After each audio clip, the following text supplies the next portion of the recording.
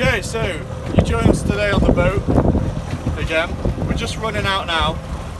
It's high tide, we've come out of high tide, so we're just looking for somewhere to anchor to have a fish. Today we're going to be fishing for flounder, dab, plaice, things like that on high tide. And then as the tide drops, we'll perhaps put the shrimp net in, try and get some live baits, and we'll fish the rocks for some bass.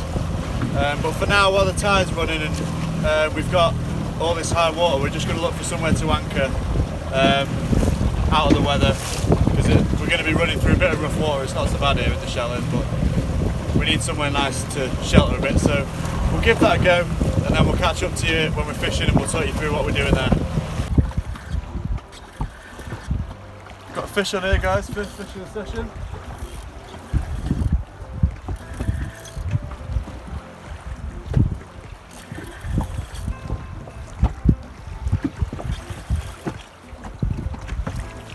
Big fat flounder, just what we wanted. Look at the size of that. Cracking. Fantastic. Come in. There we go.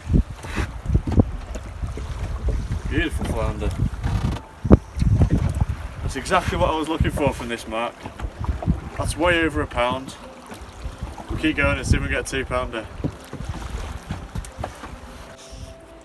Well, I should have just said, I meant to do a piece saying exactly where and how we're fishing, but that rod went off before we'd even got any other rods in the water, so proves we're in a good spot.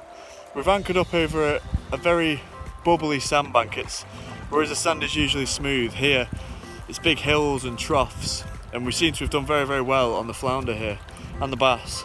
So we've anchored up over here and we're fishing 2 lugworm rods straight out back in the current. We're not very far out, we're less than a mile from where we've launched, right in the river mouth, and we'll keep you posted based on that one. We should hopefully have another one soon and hopefully get a bigger one, and if not, we'll move and try for something else.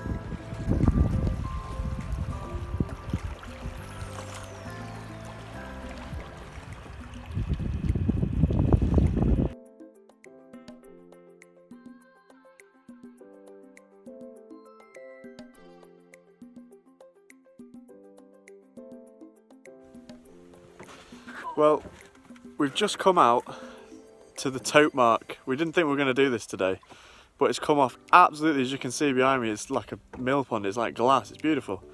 So we thought we can't ignore that, so we've run out here. We've now come about 3 miles out from the end of the river, and we're going to try tote fishing. We've got a few mackerel. I've got Dad jigging to try and get me some more, and we'll keep you posted. Hopefully we will get one, or a ray or a dogfish or anything, because the flounder fishing was a bit slow, so we'll see if this works.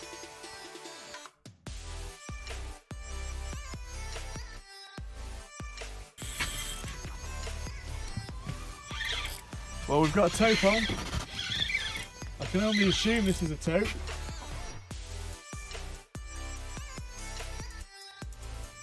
It's fighting weird for a tope, to be fair. Whatever it is, it's a nice fish. Oh, didn't like that.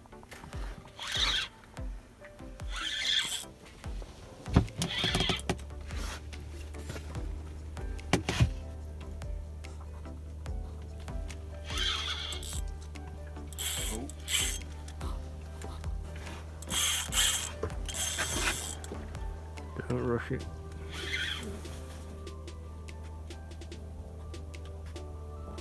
Just a weighty fish.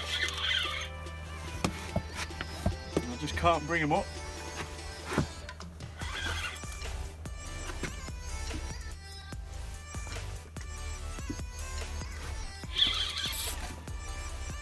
I'm using 80-pound braid and quite a stiff rod, just to put a bit of pressure on the fish, and I still can't lift him.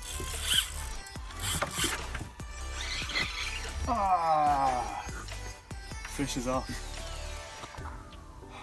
That was a big fish. That was a big fish. Cut! The reason that I lost this fish is because the crimp that attaches the wire of the wire trace to the swivel gave way, This is really annoying when the gear lets you down because you unfortunately leave a hook in the fish. This is the second time I've learnt the lesson that heavy mono traces are far superior to wire, and for this reason I advise you fish with heavy mono traces.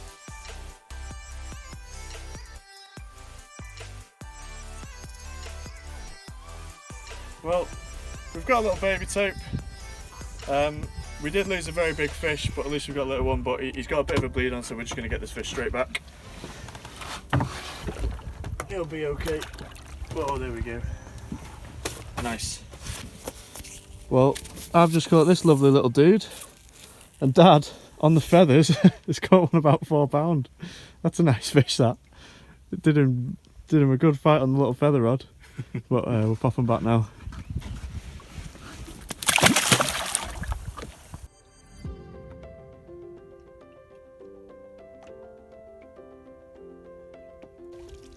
Oh, it's a huss. It's a huss.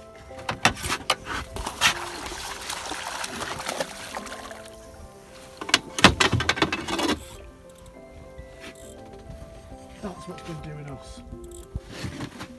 We've got a huss, guys. I thought this was a big tope. It's actually a bullhuss. I'm going to attempt to net. Yes! We will take that.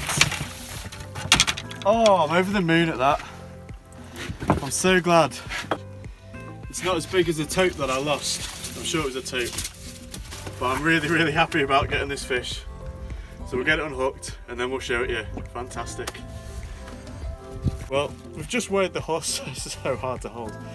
Just into double figures, about £11, which is a lovely fish. Now, to a lot of people, these are more common and more of a nuisance fish when you're tope fishing or ray fishing. But in this estuary we get very, very few of these. We get a lot more tope, which is what I lost earlier and I was sad, but this really does make up for it because these are quite a rare capture from this estuary. So I'm really glad I've caught one. We'll pop the fish back now.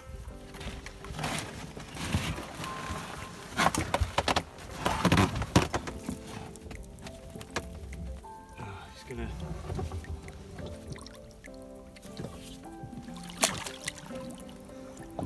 We'll just recover him for a sec, but he's going to want to go. There you go. Beautiful. That's awesome. That really made my trip. I hope you enjoyed that. I certainly did.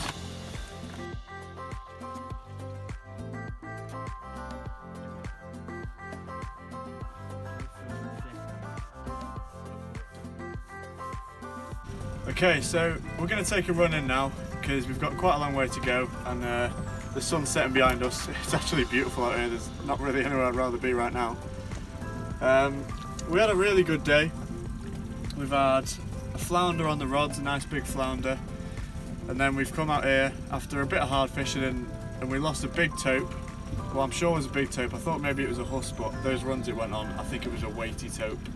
It sounds cocky to say, but I've been lucky enough to catch quite a few tope, and you can really tell when it's just a bigger stamp of fish. That was just a more powerful fish, but oh well, we'll come out again. We got some little tope, and then we got that huss at the end, which seems kind of plain to some fishermen that get them a lot, but here it's really, really rare. We get way more tope and rays.